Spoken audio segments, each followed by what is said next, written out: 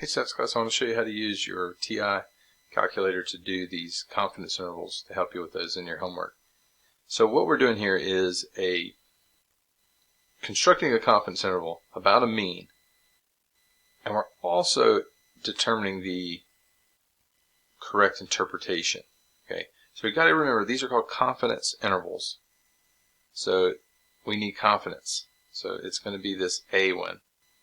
And then we have to find these two numbers. So the two numbers are going to come from a feature on your calculator that will find these two numbers for you, but you still need to know the correct value here to select. So let me show you where this is hidden. It's in a new place, so we haven't used before. This is under the stat. We've been using the DISTR menu. Now we're going to click stat, and we're going to come over here to test. So the easiest way is to hit left to go to test. Alright, now you can see these are all test. But once you get down to number 7, you can see it says interval. So we want to get a confidence interval. And this in particular one is called a t-interval. Now a couple things are giving it away here. Number one, it says t-values. But the way that I know that I'm dealing with a t-interval is I'm doing an interval about a mean, and it never mentions anything in here about the population standard deviation. This is S is a sample standard deviation, and that's what makes this a t-interval instead of a z-interval. So if the standard deviation you have in the information you're given is the sample standard deviation, S, then you are doing a t-interval. So I'm going to click t-interval. It wants to know, do I have data?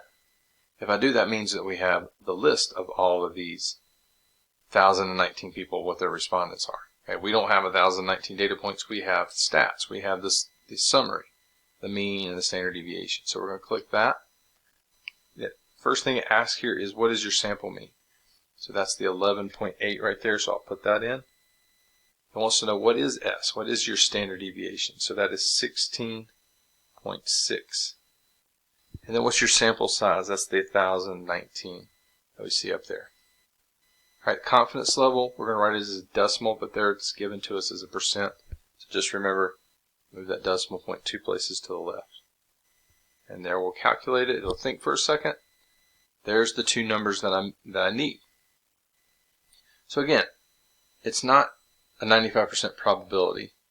It's not if repeated samples are taken, 95% of them will be between this. This is the confidence we are. Population mean falls between these two numbers.